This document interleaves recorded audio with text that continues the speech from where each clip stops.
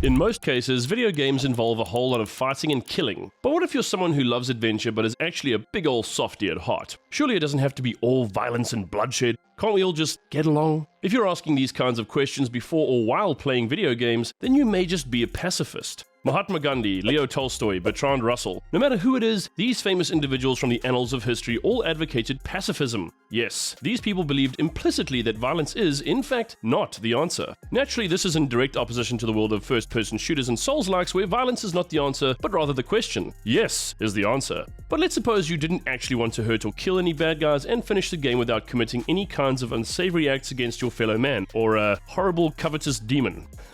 That's right, if you actually manage to complete an entire game without murdering a single enemy, then you have just completed what's more commonly referred to as a pacifist run. Since fighting often serves as a core mechanic of many games, actually undertaking and finishing a pacifist run is much easier said than done. This obviously depends on the game in question, as well as a number of other factors such as your chosen difficulty level and ability to dodge enemies or use diplomacy to settle disagreements wherever possible. Of course, there are also those games where you have no choice but to fight and kill enemies, but you may be amazed by some of the games you can actually complete without taking anyone out. But more on that a bit later. It's impossible to say exactly what the first pacifist run was, but according to some posts on R Speedrun, it could have been something like NetHack, which came out all the way back in 1987. Others say the first pacifist playthroughs happened in 1994's Doom, or even The Legend of Zelda that came out for the NES in the same year that NetHack did. To this end, pacifist playthroughs have a long and storied history, and despite the fact that you would think Doom requires you to maim and kill every enemy, certain levels actually allow you to finish them without so much as scratching an imp. As it stands, the UV pacifist category is widely recognized by the wider Doom community, and there are numerous records of players completing levels without harming any monsters. Indeed, some people's claim to fame is speedrunning a game or level, while others is 100%ing a game without dying even once. And then of course there are the pacifists who do their best to cause as little harm to NPCs as possible. Bless you. So owing to the range of different games that are out there, the rules for what qualifies as a pacifist run tend to differ. In the original Doom, it's finishing a level without harming or killing any monsters. In Mirror's Edge, it's avoiding all enemies using only your parkour abilities, and in Thief, it's being a master of stealth and slipping past your adversaries undetected. What tends to make pacifist runs so difficult is that, even though you may wish no harm upon your foes, they're generally very happy to tear you to pieces without a second thought. This means you cannot really defend yourself if attacked, so one wrong move and you're almost certainly toast. Pacifist runs have become so widely known that many developers actually code in certain achievements or means by which players can complete a game without killing any enemies. For example, in 2017's Prey, there's an entire pacifist route you can take, and if you manage to complete the game using this method, you'll unlock an achievement called Do No Harm. This is actually a great mechanic that adds to the replayability of games, since fans can play the usual way and then change their approach and attempt to complete the game using stealth and cunning alone. But while stealth and simply dodging enemies is all well and good, what about games where you can more or less talk your way out of situations instead of resorting to violence? I think the best examples here would be Fallout and Fallout 2. Okay, you inevitably end up being indirectly responsible for the deaths of certain people because you're forced to detonate a nuke, but you as the player can go through each of the first two Fallout games without actually killing anyone. In essence, a successful pacifist run in Fallout and Fallout 2 depends on your stats. Most tutorials will tell you to go for 9 or 10 points in intelligence as well as agility and perception. In this way, you can simply run away from any problems and negotiate your way out of others if you're careful enough. While this approach definitely isn't easy, it's certainly very interesting and demonstrates how you can deal with difficult situations just by using your brain, and superior cardiovascular ability, of course. If nothing else, a pacifist run in either of the first two Fallouts is entertaining and even pretty funny at times, since deceiving some characters is actually pretty comedic. At any rate, pacifist runs in the first two Fallouts are totally doable. But there's arguably a category of pacifist run that's even more interesting than any of those I've mentioned so far. Certain games like Dark Souls 3 and Bloodborne are seemingly impossible to beat without attacking and killing your enemies, but in the case of the latter, you can traverse and conquer Yharnam without any violence through the use of a couple of unpatched glitches and summons. The reason this is particularly interesting is because it's notoriously difficult to pull off and often relies on pinpoint timing and precise movements. Okay, using summons to beat bosses probably means it's not possible to pacifist run Bloodborne in the truest sense, but if you consider that you're not the one doling out the punishment, then you're totally in the clear, right? Owing to the fact that Bloodborne is already difficult, completing a pacifist run of it is probably one of the hardest things you can do in modern gaming, and that's a fact.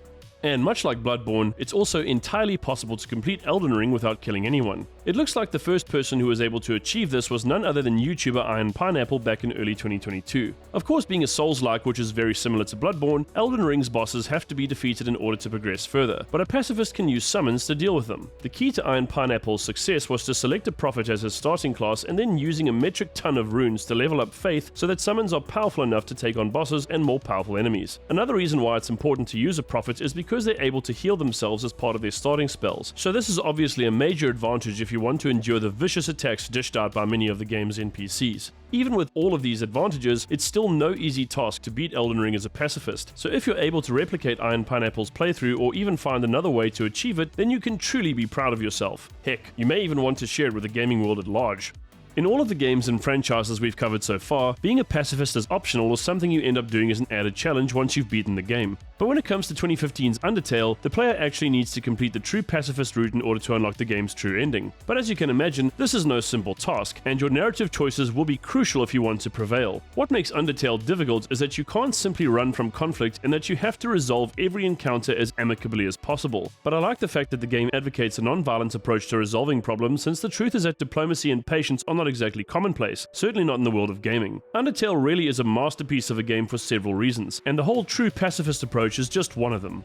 But long before Undertale became a thing, the whole world got to experience the immersion and complexity of Hideo Kojima's Metal Gear Solid series. It's no secret that Metal Gear is one of the best gaming franchises of all time thanks to its amazing narrative and revolutionary gameplay, but there's also its compelling stealth system that serves to make the franchise a truly outstanding one. Since you can sneak past and hide from enemies, in most Metal Gear Solid games, you can actually complete everything without having to eliminate anyone, and much like Prey, you'll find that certain Metal Gear Solid games grant you an achievement for being a peacekeeper instead of a murderous warmonger. For example, in Metal Gear Solid 5, you'll receive the most coveted performance classification of Foxhound if you use stealth and don't end up engaging enemies. Now unfortunately you do have to kill certain bosses if you want to progress through some MGS games, but outside of this, you don't actually need to harm anybody. Metal Gear Solid truly is a masterclass in game design and challenges players by making them test their skills in a number of ways, but like Undertale, it also advocates peace even when the stakes are high. Yet another game that you're able to run through as a pacifist is Red Dead Redemption. I'll admit I was actually kinda surprised by this one, since I assumed that being a gunslinger was an absolute necessity in the game, but if you're skilled with a lasso and aren't quick to anger, it's possible to complete Red Dead Redemption by killing as few people as necessary. Unfortunately, some missions force you to kill, so these are unavoidable, but outside of this, no innocent bystanders or even dastardly outlaws need to meet their maker by any means. I guess it's possible to do a pacifist run of just about any game if you think about it, but like I mentioned earlier, the rules will vary from game to game. It's not actually something I've ever really tried, but I can imagine that in many games it really ups the stakes substantially. The only game I can really think of where I tried stealth for a while was the original Thief, but for whatever reason I was really terrible at being discreet, so more often than not I'd end up with rooms full of dead bodies. I'm not even joking. Maybe it's high time I attempt Thief the Dark Project again and play it as intended. If nothing else, I'm sure I could bring my body count down significantly.